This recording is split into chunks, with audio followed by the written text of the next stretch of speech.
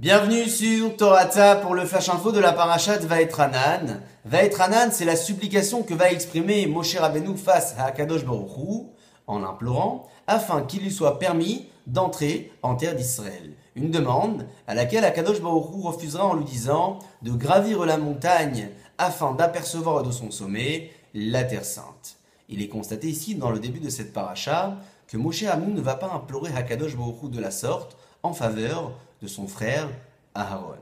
C'est pourquoi il est important de rappeler qu'à l'instant où Moshe s'est vu exiger d'organiser la passation de pouvoir entre Aharon à Cohen et son fils Éléazar, qui prendra le relais, il comprit immédiatement que l'heure de gloire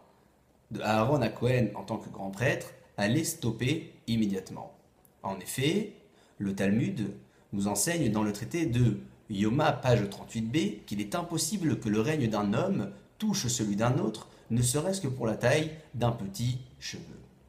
Essayons de comprendre à présent la raison pour laquelle Moshe Rabbeinu avait tant insisté pour entrer en terre d'Israël. Le Panim Meirot nous rappelle ce passage du Talmud présent dans le traité de Makot, page 7a, et relatant l'histoire de cet homme qui, après avoir été jugé dans un tribunal de territoire étranger, se sauve en terre d'Israël, à propos duquel nous aurons le devoir et l'obligation de revoir son jugement une nouvelle fois, sachant même que par le mérite de la terre d'Israël, il est fort probable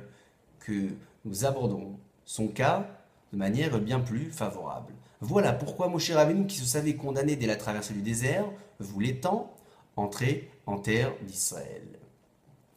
Dans sa supplication, dit Moshe Rabbeinu à Akadosh Baruch Hu, Ata hachilota, tu m'as permis d'obtenir et de connaître les premières bases de la Torah. Nous dit le Avnei Shoham qu'il est vrai que Moshe Rabbeinu a reçu de la part de Akadosh Baruch Hu directement non seulement toutes les lois et enseignements de la Torah, mais également ces différentes facettes que les sages des temps à venir découvriront, mais par la soif d'apprendre et la volonté d'en connaître davantage, Moshe Rabbeinu estima que ces connaissances n'étaient considérées pour lui simplement que comme une hatrala, comme un début. Pour conclure, rappelons que cette paracha revient une nouvelle fois sur les 10 commandements donnés au béni Israël sur le Har Sinaï, mais également sur cette phrase mythique et si connue de tout le peuple juif, la phrase du Shema Israël, Hashem Elokeinu Hashem Echad, dans laquelle nous exprimons l'unité et la grandeur d'Akadosh Baruch Hu afin de le craindre véritablement. Puisse Akadosh Baruch Hu nous permettre d'appliquer et respecter les commandements et mitzvot cités ici et le craindre véritablement afin de pouvoir mériter d'entrer en terre d'Israël définitivement. Shabbat Shalom et à la semaine prochaine.